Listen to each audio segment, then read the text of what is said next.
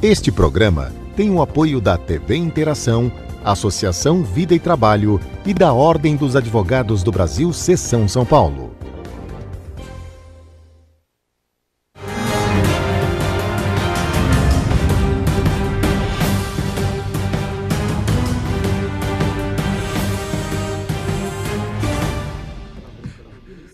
Alô, amigos, bem-vindos ao Gente que Fala. Estamos na TV aberta, canal 9 da NET, canais 8 e 186 da Vivo. Estamos na Rádio Trianon, AM 740 São Paulo, Rádio Universal, AM 810 Santos.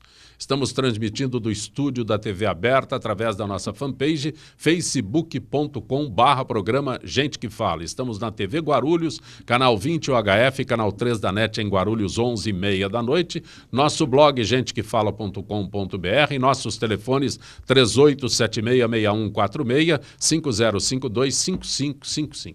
Participando desta edição de Gente que Fala, a advogada Cíndia Regina Moraca. Tudo bem, Cíndia? Prazer tê-la aqui, Cíndia. O prazer é meu, uma honra. A senhora é coordenadora de Cultura e Eventos OAB, subseção Jabaquara. Exatamente. A gente faz um trabalho com artes, com o intuito de promover cidadania, acolhimento e sempre envolvendo toda a nossa comunidade ali no bairro, na subseção presidida hoje pelo Dr. Antônio Ricardo, que me dá um espaço imenso para trazer essa oportunidade para os artistas e para quem quiser participar com cultura. Também conosco o advogado Dr. Alberto Carlos Dias. Prazer tê-lo aqui, Dr. Alberto. O prazer é todo meu, é sempre muito bom integrar esse programa, desculpa, com pessoas tão qualificadas no sentido de informações, de troca de informações, de enriquecimento aos debates. Então é um grande prazer sempre estar aqui. O senhor também é da subseção do Jabaquara? Atualmente eu funciono como diretor da Comissão de Direito dos Refugiados. É um trabalho pioneiro no Brasil, permitido pelo nosso presidente, Dr. Antônio Ricardo Miranda Júnior, o qual nos dá liberdade completa para atuar numa área tão sensível social que é o abrigamento, o direcionamento e a orientação aos refugiados no Brasil. Também conosco o economista, professor Odilon Guedes. Prazer tê-lo aqui, doutor Odilon. Muito obrigado. Zancopé, é um prazer estar no Gente que Fala, participar numa mesa qualificada, inclusive com a Cíndia e o Alberto do Jabaquara, que eu fui subprefeito de Jabaquara. Foi um trabalho super importante para mim. Eu lembro da tua administração. Eu lembro. Jabaquara, doutor Alberto estava citando lá. A tua... que bom ser lembrado dessa forma, como foi isso aqui. Aí. Né? Também conosco o doutor Rubens Rezende, que é delegado de polícia aposentado. Doutor Rubens. Zé Compé, é um prazer estar aqui, é um renovado prazer estar com vocês aqui nessa mesa tão qualificada, pessoas cultas, inteligentes, como o nosso querido Odilon. O meu amigo aqui, o Alberto, que é um grande advogado e trabalha numa área tão sensível, uma área tão interessante, é muito bom tratar desse assunto dos refugiados de uma forma bem ampla, né? Uma forma que o refugiado, como ele estava explicando um pouquinho antes aí, é que não é aquele pessoa que é o contrabandista, que é a pessoa do mal, não, que por problemas políticos, problemas onde eles moram, são obrigados a sair do país até por risco de vida. É um trabalho muito bonito. E cumprimentar também a Cíndia. E estamos aqui para trabalhar, né? Doutor Rubens, uma pergunta que eu estou ensaiando há vários dias. O senhor é delegado de polícia aposentado. Sim, senhor. E até bem pouco tempo, uma das discussões era que o aposentado na polícia devolvia inclusive a arma, não tinha porte de arma. Isso foi resolvido, foi equacionado? Olha, eu não sei. Quando eu me aposentei, eu devolvi minha arma, eu tinha duas armas. O porte era a função, né? Era a própria carteira do delegado que te dava o porte de arma. E eu tinha duas armas que eram do Estado. E assim que terminou minha função no Estado, eu devolvi aquilo que foi uma discussão muito patrimônio grande. Do Estado. Foi uma discussão muito grande, a proibição.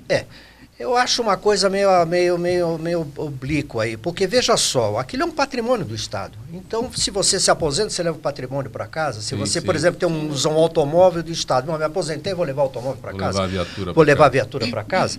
E eu não acho, ou o computador, não acho justo. Eu entreguei a minha mesmo. E se eu Eu não ando armado, mas se eu quiser, eu vou ter que pegar o meu porte, vou comprar uma arma e vou ter a minha arma com o meu porte. A carteira de delegado resolve o porte hoje em dia, no teu caso ou não? Eu acho que não, viu? Não. Eu não tenho certeza nisso, Sim. mas eu não acredito que essa possa era a discussão. haver. Eu não sei se resolve não, porque você, a partir do momento que você se aposenta, aquela carteira fica uma figuração, uma forma de você mostrar quem você foi, não quem você é. Perfeito. Após recesso de 13 dias, o Congresso Nacional volta aos trabalhos com uma pauta recheada, iniciada pela votação amanhã da abertura de processo criminal contra o presidente Michel Temer. Na véspera, ainda é difícil cravar o placar da denúncia, porque, embora a sessão seja aberta, cerca de 40% dos deputados se recusam a dizer como votarão. A oposição reconhece que dificilmente terá 342 votos necessários para afastar Temer, mas poucos deputados estão dispostos a declarar publicamente o apoio ao presidente. Odilon, você que foi parlamentar, essa contagem de 342 votos necessários, tal, se o pessoal ainda tem um resquício de festa de São João no Nordeste, não voltar da festa, o que acontece? Tem que ter os 342? Tem que ter para você impedir não, para encaminhar para o Supremo o julgamento aí da presidência. Agora, eu acho pessoalmente, pelo que a gente tem acompanhado, que vai ser difícil. Provavelmente o Temer vai superar, porque, veja, ele está usando o nosso dinheiro, o dinheiro do orçamento público, bilhões de reais, para poder comprar os deputados, quer dizer, através de emendas parlamentares. Isso é uma vergonha o que está acontecendo. Veja, a própria notícia, 40% dos deputados se recusam a dizer como é que vão votar, quer dizer, tem vergonha e sabe o seguinte, vai ter eleição ano que vem, apoiar o Temer, e aí, como é que vai ser nas bases dele? Tá, então, veja, é uma situação vergonhosa, tá? O Temer é acusado de corrupção, N acusações, o entorno dele lá, o Jucá, Moreira Franco, tá com 1000 acusações e nós corremos o risco desse indivíduo continuar dirigindo o Brasil. Quer dizer, é uma coisa vergonhosa para nós brasileiros. Quer dizer, vai ser difícil, mas eu espero que até amanhã os deputados tenham um mínimo de dignidade, tá certo? E encaminhem o julgamento do Temer para o Supremo, tá? E acabar com essa hipocrisia. Veja, o Temer tem apoio de 5% da sociedade brasileira. Então é uma situação vergonhosa que a gente está enfrentando. Isso é margem de erro. Não, e veja, pessoal, exatamente. Veja, só mais um detalhe. Um dos motivos da cassação da Dilma lá foi o problema do déficit público. Hoje saiu uma notícia. Esse ano aqui está sendo previsto um déficit de 139 bilhões e o governo vai aumentar, vai ser obrigado a reconhecer que o déficit está aumentando, porque a política econômica é totalmente equivocada.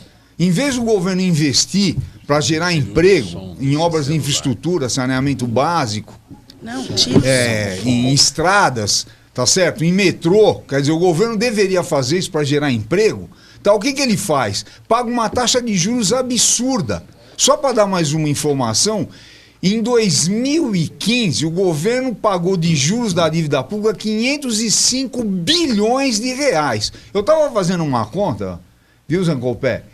Uma casa popular, se ela custar 100 mil reais para ser construída, dá para construir 5 milhões de casas populares com o que se pagou de juros em um ano. Quer dizer, então esse é o governo que a gente tem que, infelizmente, tem chance de continuar até o ano que vem. Bom, Odilon, dessa vez não vamos brigar muito, não. Eu não concordo com o que o Odilon falou, não. Precisamos entender o conjunto da obra. O Brasil está numa recessão danada, porque teve 2 governos de esquerda, do seu Lula e da presidenta Dilma, que deixou o país nisso aí. A arrecadação caiu. Sem arrecadação, obviamente, o déficit aumenta. Isso é um professor como é o Odilon, conhecido e reconhecido, grande professor de economia, sabe muito bem. Então, o governo é obrigado a trabalhar dentro desse parâmetro. E ele tem que tirar dinheiro de algum lugar. Com relação ao Michel Temer, eu não estou aqui para defendê-lo, não estou aqui de forma nenhuma. Mas as esquerdas sempre defenderam Dilma, sempre defenderam o Lula. Ninguém está falando dos 60 bilhões de reais que saíram de nosso bolso através do BNDES para o senhor Joesley Batista ser o maior vendedor de carne do mundo. E o Brasil ganhou o que com isso? Isso não se fala. O problema agora é outro, é com o Michel Temer, tudo bem. Uma empresa americana com o dinheiro do BNDES. Com o BNDES, é um absurdo. Não, e fora o porto de Mariel, em Cuba, quanto dinheiro voltou isso aí? Para onde está esses milhões que não se falam? Agora, o lucro, os juros, dinheiro é commodity. Dinheiro é uma coisa que, quando está em falta, o juro sobe. Quando está sobrando, o juro desce. Isso é normal, é que nem tudo. Pode ser tomate, tudo. Está faltando, custa mais caro, tem muito na plantação, fica mais barato. Agora, o que eu acho aqui é o seguinte, ninguém está falando que nós estamos vivendo, por causa desses governos de esquerda que já passaram pelo Brasil, que graças a Deus espero que não volte mais, nós estamos passando o quê? Hoje existem 13 milhões de desempregados. Se você botar uma família de 4 pessoas, são quantos? 52 milhões de pessoas, ou seja, 1/4 da população brasileira, que nós somos 200 e poucos milhões, tá aí, que não tem o sustento. E o senhor Michel Temer, com todos os defeitos dele, com tudo... Bom, primeira coisa, acabou a inflação. A inflação estava um absurdo, estava alta, hoje já está. O juro voltou para um dígito, estava 13%, 14%, já está um dígito, está em 9,5% e com tendência a diminuir ainda mais. O emprego começou, já parou de cair, começou a subir, parece que subiu agora 0,2%, pouca coisa, devagarzinho, porque a economia responde de acordo com o andar da carruagem, ela vai devagarzinho, mas inverteu a curva. Agora, vão tirar o homem porque onde já se vê, ele foi conversar com o Joesley. Ele é o maior corrupto da história, esse é o problema. Ele é o maior corrupto da história. O seu Lula da Silva não, esse é o homem mais inocente do Brasil. Mas não estou defendendo o Lula aqui, viu? Veja, eu só estou colocando a realidade hoje que o Brasil tem. Vamos fazer isso aqui numa assembleia estudantil. Deixa eu terminar. Eu só estou contestando até para poder ajudar a argumentar a favor você do faz Temer. muito melhor que eu, que você fez isso. Você foi do PT há muitos anos. Com muita honra, viu? E sair na hora certa. Isso é verdade, eu quero dizer aqui. Eu quero deixar... O doutor Rezende bem destacou. Eu quero deixar nossa... Austeridade. E aí o Odilon, nós divergimos politicamente, mas somos amigos, inclusive conheço o filho dele, que é dentista, conhecido, dentista lá em Ilhabela, e ele é realmente uma pessoa íntegra, não vamos misturar ele com o PT. Aliás, ele saiu do PT exatamente por isso, ou foi ou não foi, Odilon? Saiu porque o Lula já estava cometendo... Então, você saiu por esse motivo. Bom, então, eu não estou defendendo o Temer aqui, mas eu acho que o Brasil, se tirar ele, vai colocar quem?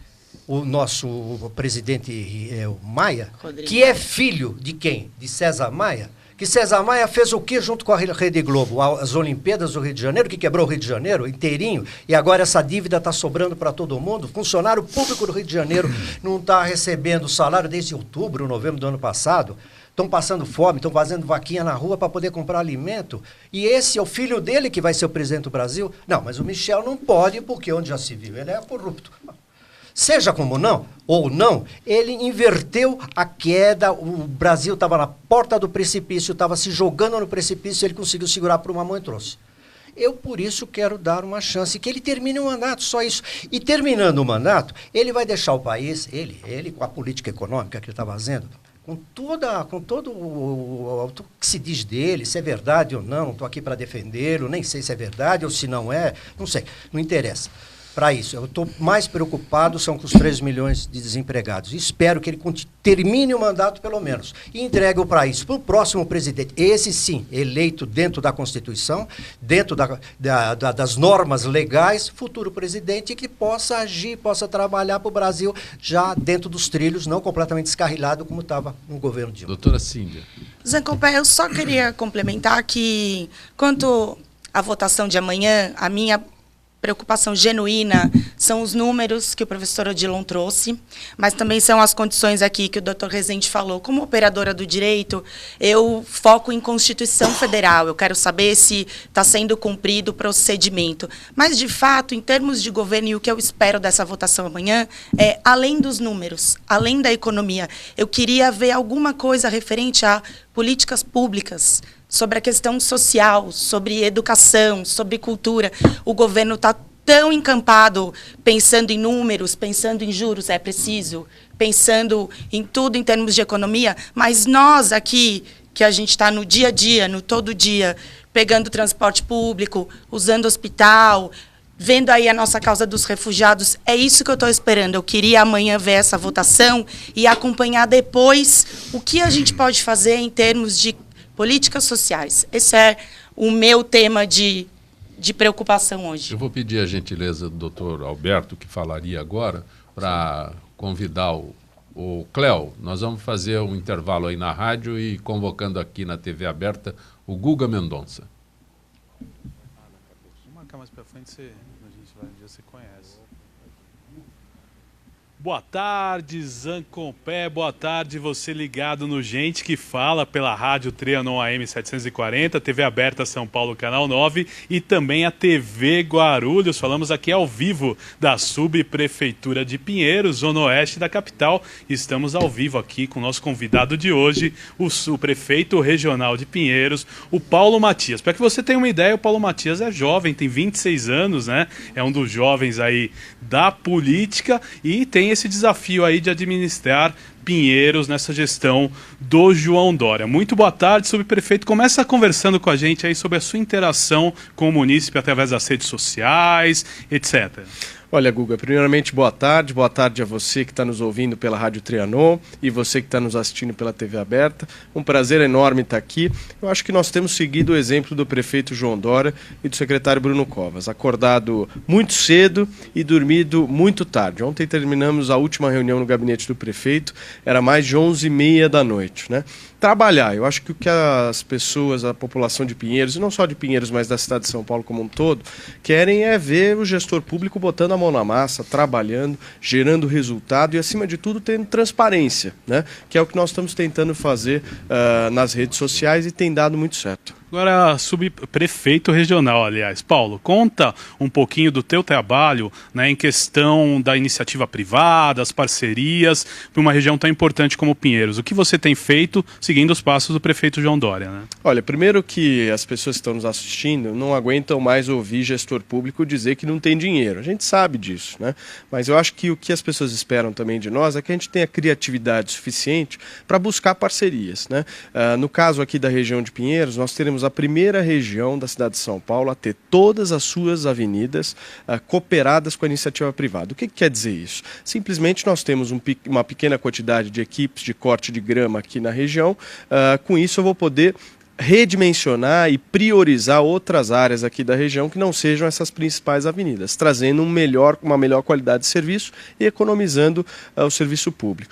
Buscando parcerias nas mais variadas áreas, viu, Guga? Desde a doação de computadores, cortamos aqui o contrato, uma parte do contrato de locação de computadores aqui da região de Pinheiros, obras que estão sendo feitas, vamos entregar agora em setembro a Viela Ouro Branco, estamos entregando agora no domingo a nova Avenida Brasil, aliás, incrível, com mais de 30 bandeiras do Brasil, então buscando parceria. Eu acho que as pessoas, elas queriam ajudar a prefeitura, só que a prefeitura nunca estendia a mão, não dizia assim, nós precisamos da sua ajuda, não há nenhum pecado em você ter uma doação sem nenhum tipo de contrapartida. Eu acho que as pessoas e o cidadão brasileiro, talvez ele não esteja acostumado com essa quantidade de corrupção, de coisas ruins que a gente viu nos noticiários nos últimos anos, a haverem empresas, pessoas físicas querendo fazer uma doação justamente para ajudar a cidade. Agora, Paulo, a tua região, sem dúvida nenhuma, tem algumas declarações. Você falou que essa região tem que ser um exemplo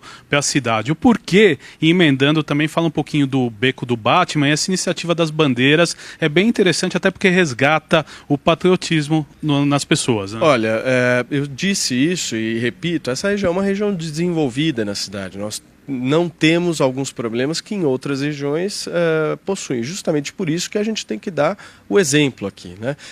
Falando de Beco do Batman, nós temos 2 grandes projetos ainda esse ano para a região de Pinheiros. O primeiro já está sendo executado, que é o do Largo da Batata. 70 árvores da Mata Atlântica brasileira que estão sendo plantadas no Largo da Batata para trazer mais vida ali para aquele local, né?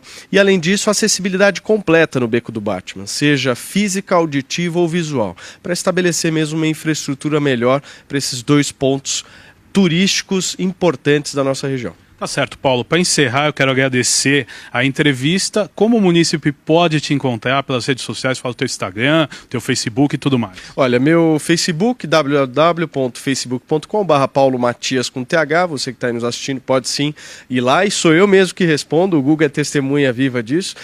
E o meu Instagram, Paulo_Matias_, também com TH. Vocês vão poder me encontrar por lá. Tá certo. Obrigado, Paulo. Falamos com o prefeito regional de Pinheiros, o Paulo Matias. Guga Mendonça para o Gente que Fala. Ok, Guga Mendonça, grato ao Paulo Matias, que é o prefeito regional de Pinheiros. Retornamos pela TV aberta, pela Rádio Trianon, pela Rádio Universal de Santos. Conosco hoje a doutora Cíndia Regina Moreira, o professor Odilon Guedes, o delegado aposentado Rubens Rezende e o advogado Alberto Carlos Dias, que eu interrompi. Era exatamente o assunto da votação amanhã, que pode decidir o futuro do Temer, doutor Alberto. Bom, Zacompé, eu tenho algumas abordagens sobre esse tema. Do ponto de vista econômico, o governo que se declara austero, eu tenho algumas críticas viscerais. Os aumentos percebidos aí pela magistratura e pelo Ministério Público num momento de escassez. Tal como o doutor Odilon Guedes aqui explanou, o doutor Rubens também explanou, a economia é a ciência da escassez. Então, no momento de escassez, não é para se conferir aumento a ninguém. Parece aquela velha politicagem do vou comprar as instituições para não reagirem contra o meu governo, a minha governança. Então, assim, num dado bastante para a população perceber do que eu estou falando, auxílio moradia, que é conferido aos magistrados, como se eles não reunissem capacidade econômica para alugarem um imóvel. O Instituto Etos lançou um cálculo bastante real, que isso custa aos cofres públicos, auxílio moradia aos magistrados, 9 bilhões de reais ao ano. Então esse governo ele não é austero, economicamente ele não é austero. O que ele procura evidentemente, eu não estou legitimando os governos bandidos anteriores, o que ele procura é aquela velha fórmula que quem deve pagar pela má gestão é o contribuinte. Então isso eu tenho um combate do ponto de vista econômico e jurídico. Agora, quanto à votação, me parece que o momento, muito embora não concorde com a política econômica desse governo, me parece que esse momento é de estabilidade mesmo. Seria um custo muito elevado aos cofres públicos, seja do ponto de vista jurídico, econômico, o impedimento, o eventual envio do processo de cassação do presidente Michel Temer. Então, me parece que a questão serena aí é acertarmos a manutenção do governo atual até o próximo ano e daí decorrer naturalmente a eleição pela população. Zancopé, posso só fazer uma complementação no que ele falou aí? Falou do governo como uma forma mais se referindo ao executivo, né? No entanto, esses dois aumentos, eles foram não do executivo, mas sim do legislativo e do judiciário. Sancionado. Sancionado, sim, sancionado, mas eles têm verbas próprias. São verbas próprias. São verbas próprias que aí fica um problema. Não é verba própria? Tem verba própria que sai do orçamento. É a União que paga. Não, mas já está no orçamento. Ele administra a verba dele, Sim. mas esse dinheiro sai do Tesouro não, Nacional sai da do arrecadação. O dinheiro sai do Já Tesouro. saiu. Não, óbvio, evidentemente, o dinheiro sai do nosso bolso, é óbvio. Agora, como é que é feito isso aí? O judiciário tem a verba dele, o legislativo tem a verba dele. E essas verbas eles fazem. Se eles deram esse aumento... A conta de chegar é que é difícil. A conta que chegar é difícil, claro, porque o contribuinte é só um, o tesouro é um só. O bolso é o nosso. Mas quem faz a repartição desse dinheiro é dentro da... Não, tem a lei orçamentária, Sim, a União faz a orçamentária. arrecadação e devolve aos entes. Aqueles que gozam da administração pública direta tem uma previsão orçamentária própria, mas necessariamente passa pela sanção presidencial. Sim. No momento de austeridade, não é para sancionar aumento a ninguém. Mas ele está se indispondo daí com o judiciário. O judiciário qual o problema? Mas tem que ter coragem. Professora Odilon. E não contra a população. Eu estava ouvindo uma notícia ontem, uma entrevista. Em média, os juízes do estado de São Paulo ganham R$45 mil por mês. Eu conheço pessoalmente R$146 mil. Esse povo tem um teto. Veja, quem deveria obedecer à lei, tá? Não obedece, que você tem um teto, tá, salarial. Ninguém obedece. Agora você imagina, por exemplo, entrando na questão da reforma da Previdência, esse pessoal vai se aposentar ganhando R$45 mil por mês. Quanto que eu vou ter que pagar de imposto? Nós todos para pagar um mês de salário de um juiz. Tem auxílio terno, auxílio livro e auxílio moradia. Isso é uma vergonha. Agora, o que eu queria voltar... Peraí, doutora Bento, só uma coisa. Qual auxílio que tem? Auxílio terno, moradia e livro. Que é auxílio terno? É para estar investidos. Os magistrados e os agentes ministeriais não têm dinheiro para comprar terno. O auxílio moradia, muitos moram na sua própria casa e recebem o auxílio moradia. Todos. Eu só queria voltar um pouco aí, viu? O Rubens levantou algumas questões na área econômica que eu acho que precisam ser debatidas. Mas eu queria lembrar, faz meses que o Temer e a equipe dele, em vez de governar o Brasil, estão se defendendo. Estão fazendo um negócio para se manter no poder. O Brasil está aí, como a Dilma. Tá certo? De qualquer jeito. Em segundo lugar, eu sou de esquerda e tenho um maior orgulho disso.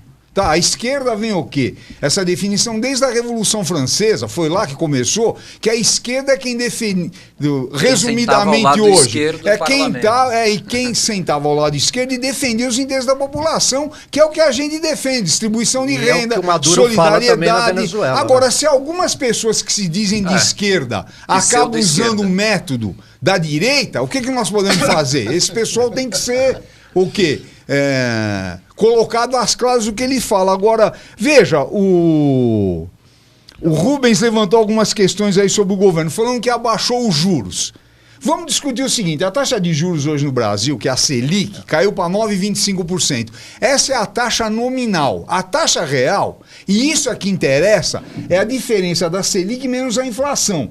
Como a inflação está cerca de 4%, a taxa real é 5,25% ao ano. Não existe no mundo uma taxa dessa. O spread é 5,25%. Não existe no mundo. Nenhum empresário vai investir se ele colocar dinheiro no mercado financeiro e ganhar 5,25%. A taxa de juros tem que cair rapidamente. Na maioria dos países, ela é igual à inflação. Porque quando o sujeito coloca o dinheiro no mercado financeiro, qual é a lógica? Ele não coloca dinheiro para enriquecer no mercado financeiro. É para ele não perder o valor do dinheiro dele para investir nos negócios. Aqui no Brasil, quer dizer, você... Aumentar a atividade econômica. Quer dizer, e se você manter uma taxa de juros altíssima, você mantém o desemprego elevado, porque o empresário não vai investir. Essa é uma primeira questão que eu gostaria de abordar. Veja, o Lula, pessoal, o governo dele... melhorou o salário mínimo, houve uma série de melhoras e a economia cresceu. Agora, o grande problema que eu criticava ao Lula, inclusive um dos motivos que me levou a sair do PT, é que ele não mexeu nas estruturas do país. Não fez, por exemplo, não mexeu na política cambial, não mexeu na política tributária. Os bancos continuaram mandando em tudo. Os meios de comunicação, você tem um oligopólio, algumas empresas que fazem a cabeça do povo dia e noite, e o PT e o Lula não tiveram coragem de fazer isso. E a Dilma cometeu erros importantes do ponto de vista da política econômica, nós não podemos negar. Agora, o problema é que o Temer aprofundou esses erros. Esse é que é o grande detalhe, tá certo? E começou a fazer reformas. Ele não foi eleito para fazer a reforma da Previdência. Mas do ponto de vista econômico, doutor Odilon, é melhor a manutenção do Temer ou... Não, você não mas a esquerda vai sempre ser contra. Eles querem voltar, querem a Venezuela. Querem a Venezuela, veja, me desculpa, Rubens, me desculpa. Não tem nada a ver. O que eu quero é um país... Apoio ao Maduro. É brincadeira. Veja. Apoio ostensivo. Eu acho, viu, olha, o que eu acho... Diferente do doutor Odilon, que não apoia o Maduro. Veja, mas não é, veja, pessoal. Vamos discutir o seguinte, eu estou discutindo economia. Como resolver os problemas do Brasil. E é possível Mas fazer como é que isso. fomenta a atividade econômica, doutor Odilon? O governo tem que gastar. Produção de riquezas e então, bens. o governo, veja, pessoal, o que a gente chama de política keynesiana, o governo tem que gastar em infraestrutura, saneamento básico, estradas, metrôs, porque ele vai gerar emprego, vai gerar renda e a economia vai crescer. Esse aí não é exatamente a ideia da direita, de o governo ser menor. De jeito nenhum. A direita, a proposta que o Temer está fazendo é cortar todos os gastos. Cortar tudo. Na área da educação, saúde. Tá certo? Essa é a questão. Então é um governo que não tem a mínima legitimidade para continuar. Professor Odilon, o Temer sai ou não? Pra mim, ele deveria sair. O problema é precisar ver os acordos que ele fez e o que vai acontecer amanhã. Você ficaria contente se entrasse o Maia no lugar? Não é o que eu tenho que fazer, é a eleição. Você tem teria que ser convocado eleições. A eleição agora não teria como. Isso aí seria um golpe porque a Constituinte não permite. Não é golpe. Você precisaria mudar a Constituição. Mas como você vai mudar a Constituição? Tem que fazer... Não dá pra gente mudar a Constituição sempre que convém. A gente tem que seguir o que tem lá para funcionar corretamente. A Constituição tem uma cláusula pétrea que diz o seguinte, que se mexer com qualquer coisa referente à eleição, tem que ser feito só um ano antes da eleição. Temos eleições marcadas para outubro do ano que vem, 2018. Se mexer agora, vai demorar pelo menos uns 6 meses para poder mexer na Constituição. Ou seja, essa eleição do ano que vem não vai valer. Até porque se cada vez que a gente estiver no conflito, né? Aproveitar esse momento que a Globo está contra, metendo pau no Temer, está tudo atrapalhado aí, para mudar para quê? Para facilitar quem não tem voto. Exatamente veja, uma eleição... Porque pode surgir uma outra pessoa, aqui no estado de São Paulo nós temos 2 candidatos viáveis, que é o Alckmin e o Dória, 2 aqui no estado de São Paulo. Vão brigar entre eles. Vão brigar entre eles. Esse é outro departamento. Esse é outro departamento, vão brigar entre eles, não sei quem vai ganhar, não sei. Mas são 2. E são bons, que eu acredito. Sim. Eu votaria nos 2. Só pode votar em um, por favor. Não fique tão entusiasmado assim. Voto, tá certo. Doutora Cíndia, a senhora, quando fez referência ao que está acontecendo no Congresso, está sendo feito tudo dentro dos ritos estabelecidos. Exatamente. Pela Constituição, e é isso que me mantém calma, é observar que tudo está sendo cumprido. Porque não há questionamento sobre isso, sobre a condução. Nenhum questionamento. Se o Temer ganha com a caneta ou não, o que está sendo feito lá é dentro dos ritos. Exatamente. É isso que me acalma. Eu vejo o seguinte, o Temer usa o orçamento público e a caneta para poder ganhar apoio. Isso é imoral. Pode ser até dentro da legalidade, tá certo? Porque o sujeito vai voltar. Professor Odilon, o senhor me permite, o senhor me indica algum político que não tenha feito isso, que não faria isso? Eu, pessoalmente, fui vereador, nunca fiz. Você tem veja, você não é, você tem vários deputados, inclusive, não é, você tem vários deputados, tá certo?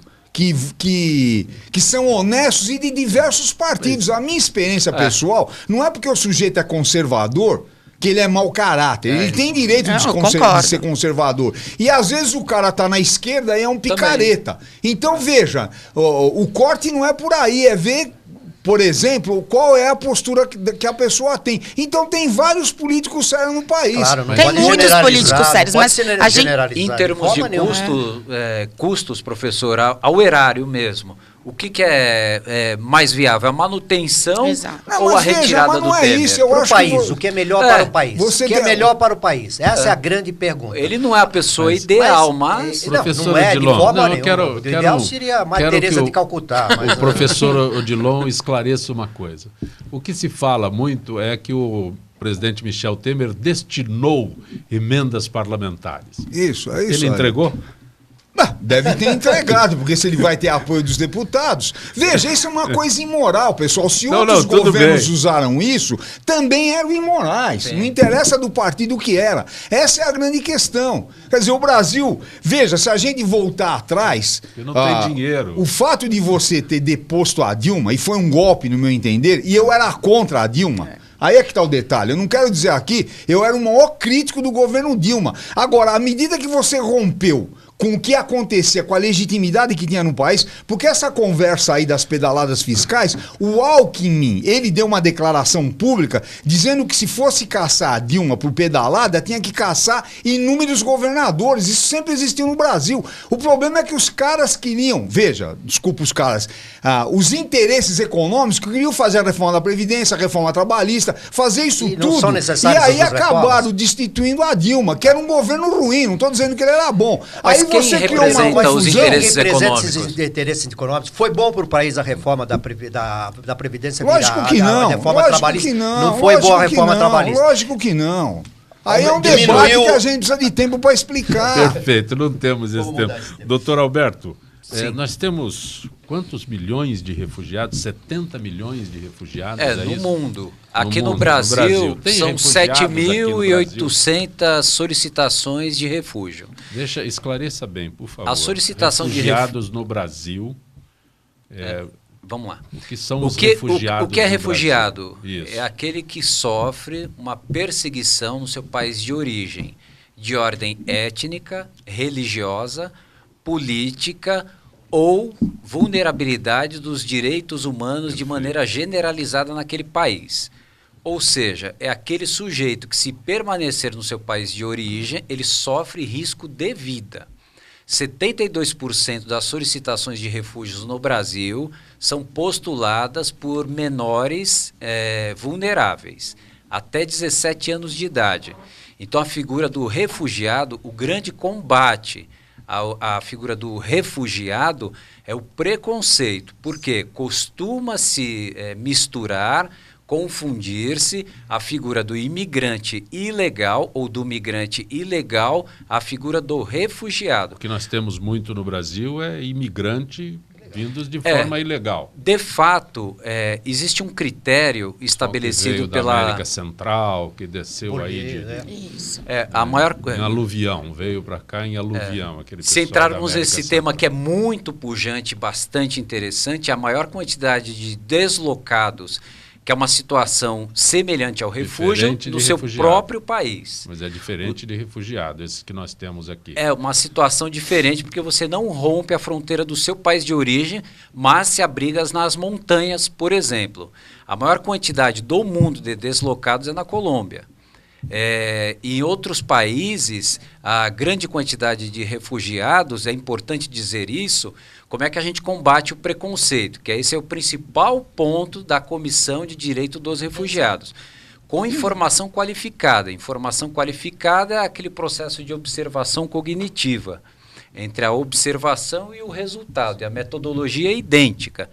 Então, existe uma grande áurea de preconceito que o refugiado vem concorrer com a empregabilidade local ou mesmo para práticas delituosas. Isso a Acnur, que é o Alto Comissariado das Nações Unidas, estabelecido desde 1949 pela ONU, é o braço da ONU que cuida dos refugiados, já botou por terra.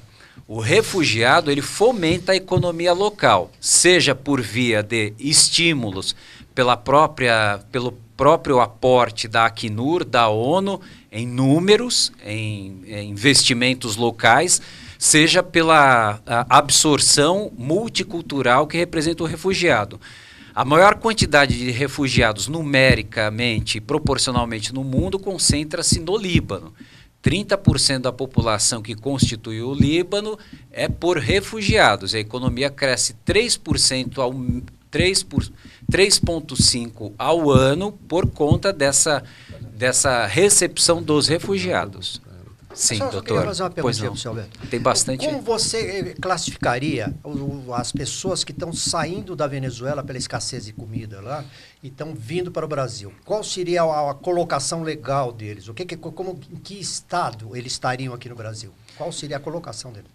Vamos lá. A lei ela estabelece no artigo 1º, a lei 9.497/97, que disciplina a condição de refugiado.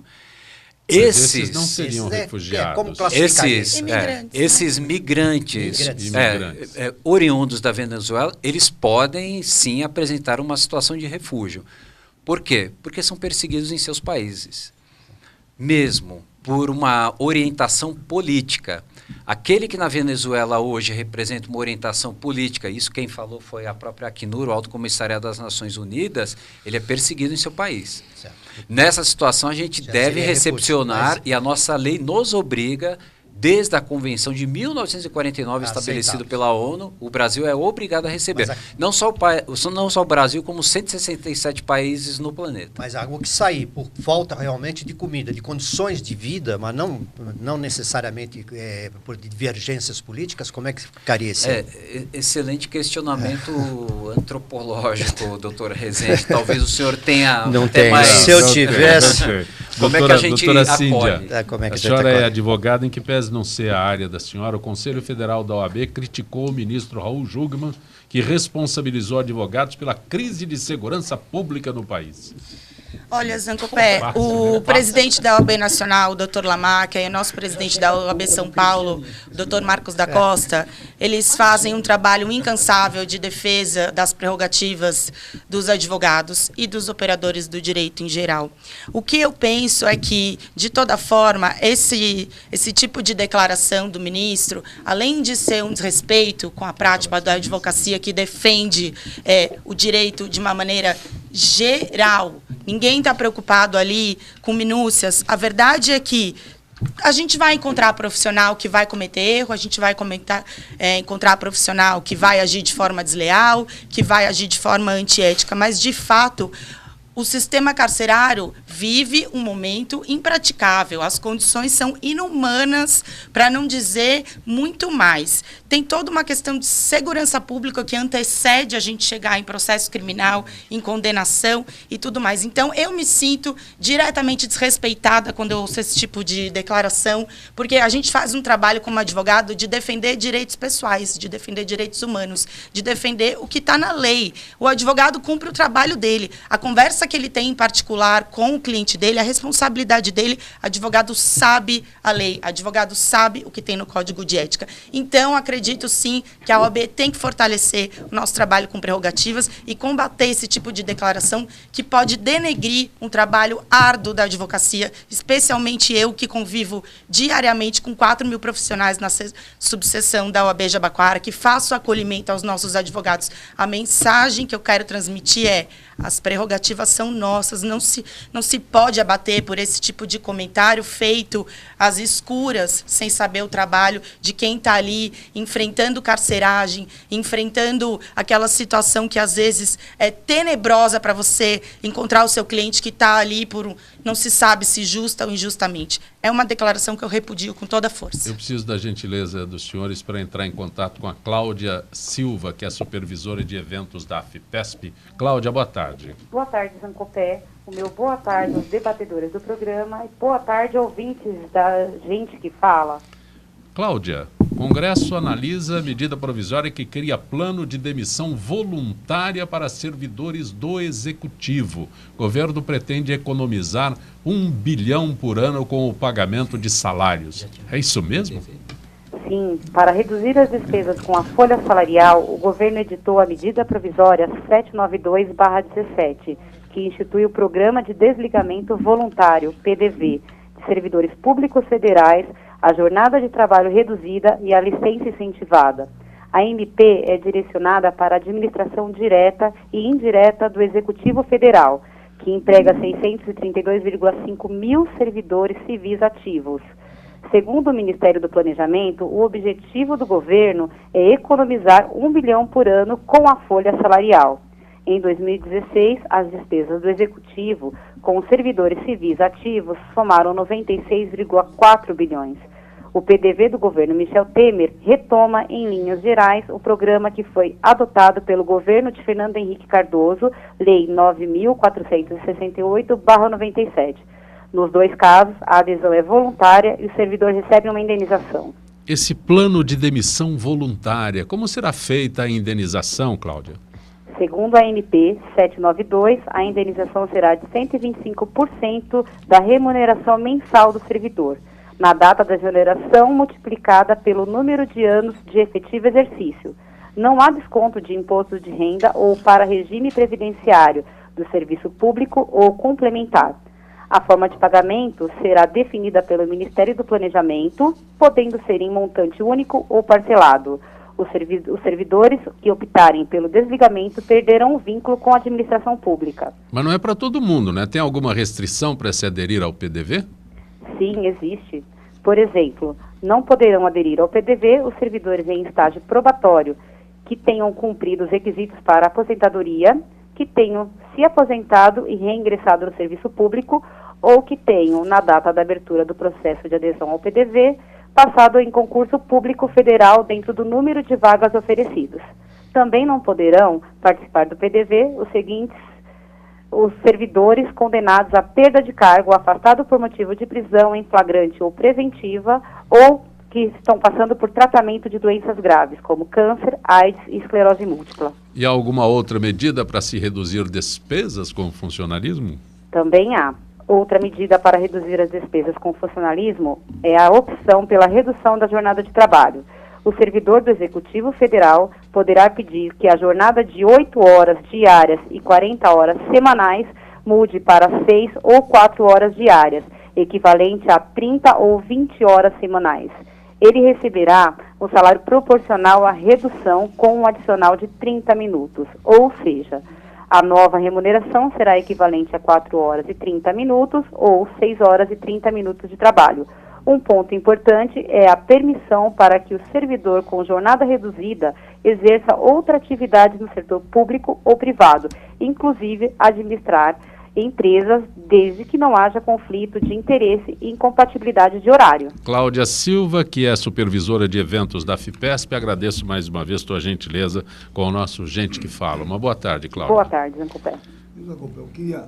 Professora Odilon Guedes. Discutir esse pronunciamento do Jungmann. Primeiro, a minha solidariedade ao OAB, a Cíndia, o Alberto, tá certo? Veja, colocar a culpa da segurança pública no advogado, isso é um absurdo, não tem pé nem cabeça. Veja, essa é a qualidade do ministro da Defesa do Brasil. Quer dizer, por que você tem esse problema gravíssimo de segurança pública? Você tem um desemprego brutal, uns salários baixíssimos. Eu fiz um levantamento, 60% da população brasileira ganha até um salário mínimo. O que você faz com R$937 por mês? Você tem uma escola pública com problemas gravíssimos. Tá? Então você tem isso, leva a todo um caldo de cultura para que a criminalidade avance. Essa é a grande questão. Você precisa distribuir a renda no Brasil, investir em escola, investir em educação. Essa é a grande questão que está colocada que o governo não faz. Então, esse é o grande problema que se coloca. Segundo, você prende o indivíduo, bota ele na cadeia, que é a barbárie, quer dizer, aquilo é a sucursal do inferno. Não é porque o sujeito cometeu um crime que você vai jogar ele num lugar lá que não tem a mínima condição. Então isso tudo leva a essa situação de criminalidade do país. E não porque o advogado vai lá conversar, serve de pombo correio. É brincadeira, pessoal. Veja, esse é um nível do ministério aí do Temer. Não. O que eu vou falar? Doutor Alberto. Eu não vou defender o que ele falou errado. Porque é tão patética a declaração desse dito ministro da Defesa que foge a qualquer lógica. Lógico, ninguém vai defender um negócio desse. É uma imbecilidade, não é uma idiotice. É ministro. É ministro, né? Doutor Alberto. Precisa ver também se foi realmente isso que ele falou. Porque às vezes. Que a imprensa não estou defendendo. Por favor, não faça isso. Não vou falar. Não faça isso. Eu também vejo com reservas. Eu também vejo com reserva assim. Falou isso. Não, outro dia tem uma fotografia. Gente, a declaração está lá, já foi repudiada pela OAB. Já foi repudiada. Então, o cara é um idiota. Então, tudo bem. Mas veja só, outro dia o Boff lá, como é o nome? Leonardo Boff colocou uma fotografia do descalabro do governo Michel Temer de 2 crianças enroladas no chão, lá caídas, não sei o quê. Aí alguém na internet foi ver essa fotografia de 1970 e qualquer coisa. E não foi água fria nos mendigos. E não foi essa fotografia que o Boff colocou, e não foi nem no Brasil, é de 70 e qualquer coisa e não foi nem no Brasil. Então a gente precisa ver com certo cuidado, não é a imprensa como um todo, mas o que ele disse. Não estou falando que vai entrar. Não, acho que a gente não deve acreditar aí nessa.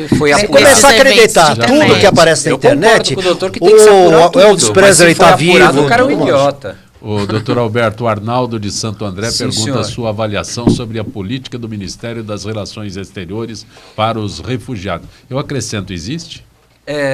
Não.